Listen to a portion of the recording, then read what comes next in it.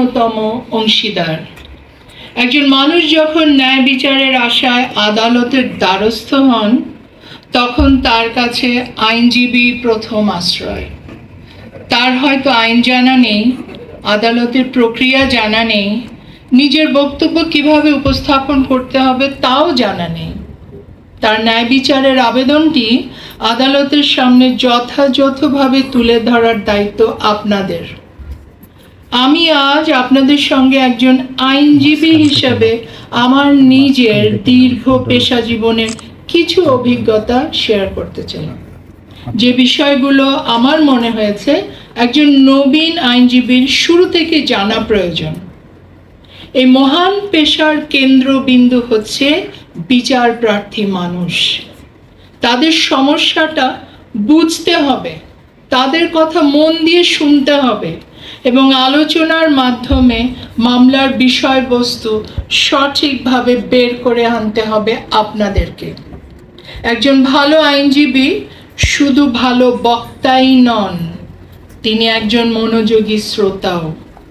Marshalling of facts একজন আইনজীবীর অত্যন্ত গুরুত্বপূর্ণ একটি দক্ষতা। আমি মনে করি ভালোভাবে প্রস্তুত একজন আইনজীবী একটি দুর্বল মামলাও যতটা সম্ভব সুন্দরভাবে উপস্থাপন করতে পারেন, কিন্তু প্রস্তুতি দুর্বল হলে একটি ভালো মামলাতেও তিনি হেরে যেতে পারেন। উপস্থিত শুধু আইনজীবী হিসাবে আপনাদের প্রথম ইমপ্রেশন তৈরি হয় ভালো আচরণ ও আপনার প্রফেশনাল অ্যাপিয়ারেন্সের মাধ্যমে। আদালতে প্রবেশের সময় আপনাদের নির্ধারিত ড্রেস কোড যথাযথভাবে অনুসরণ করতে হবে।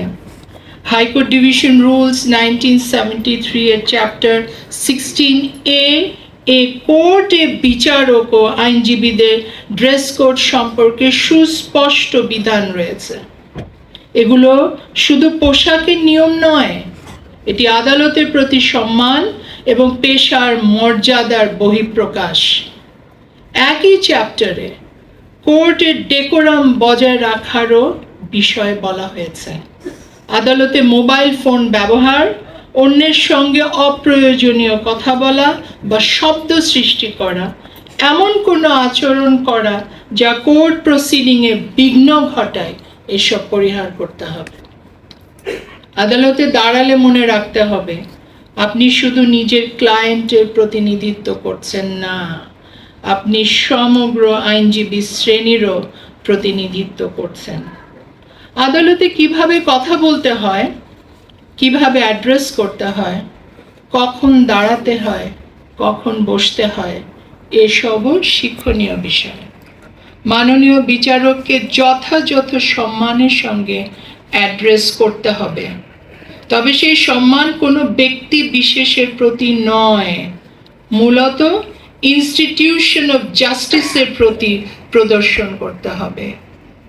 আপনারা কখনো ভাববেন না যে জোরে কথা বলা বা কঠোর ভাষা ব্যবহার করাই পেশাগত দক্ষতা। আমার নিজের অভিজ্ঞতায় দেখেছি অনেক কঠিন কথাও সুন্দরভাবে বলা যায়, আবার খুব সহজ একটি বিষয়ও খারাপ আচরণের কারণে জটিল হয়ে যেতে পারে। বিচার প্রার্থী, কোর্ট স্টাফ, অপরপক্ষের বিজ্ঞ আইনজীবী, আপনার সিনিয়র এবং বিচারক সহ সবার সঙ্গে সৌজন্যপূর্ণ আচরণ করতে হবে।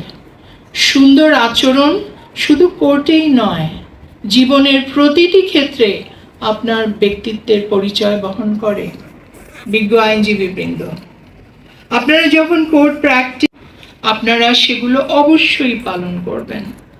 যে কোনো পিটিশন ড্রাফটিংয়ের ক্ষেত্রে একটি গুরুত্বপূর্ণ বিষয় হলো আইনের পয়েন্টগুলো সঠিকভাবে প্রস্তুত করা এবং ফ্যাক্টসের সঙ্গে লয়ের প্রপার কানেকশন তৈরি করা। যে অর্ডারটি ইমপিউন্ড, সেটার অরিজিনাল কপি পিটিশনের সঙ্গে দিতে হবে। যদি কোনো কারণে তা দেওয়া সম্ভব না হয়, তার কারণ স্টেটমেন্ট অফ দ্য কেসে স্পষ্টভাবে উল্লেখ করতে হবে। আরেকটি বিষয় বিশেষভাবে মনে রাখবেন, প্রপার প্রেয়ার ইজ এসেনশিয়াল। আপনার মামলার মেরিট যতই ভালো হোক, প্রেয়ার যদি যথাযথ না হয় তাহলে মামলার পুরো প্রসিডিংই ত্রুটিপূর্ণ হয়ে যেতে পারে। আপনি কোর্টের কাছে কি রিলিফ চাইছেন, কেন চাইছেন এবং কোন লিগ্যাল বেসিসে চাচ্ছেন, এটি পরিষ্কারভাবে আপনাকে উপস্থাপন করতে হবে। একটি গুরুত্ব বিষয় আমি আপনাদের স্মরণ করিয়ে দিতে চাই, আর তা হলো মামলার শুনানির সময় শুধু ফাইল নিয়ে কোর্টে আসবেন না, প্রয়োজনীয় আইনের বইও সঙ্গে আনবেন। আপনার মামলার ফ্যাক্টস, ক্রোনোলজি, ইম্পিউন অর্ডার এবং রেলিভেন্ট অথরিটিস সব কিছুর উপর আপনার কমান্ড থাকতে হবে। এমনকি কোনো সহকর্মীর অনুরোধে যদি আপনি প্রথমবার কোনো মামলা অ্যাপিয়ার করেন, তাহলে শুধু আমি অ্যাপিয়ার করছি অন সামওয়ানস বিহাফ বললেই দায়িত্ব শেষ হয় না। মামলার ফ্যাক্ট সম্পর্কে ছোট করে হলেও আপনাকে জানতে হবে, প্রয়োজনীয় কাগজপত্র সঙ্গে রাখতে হবে এবং অন্তত মূল ইস্যু ও আইনগত অবস্থান সম্পর্কে প্রস্তুতি থাকতে হবে। আরেকটি বিষয় অত্যন্ত তাৎপর্যপূর্ণ, কোর্টকে কখনো মিসলিড করবেন না।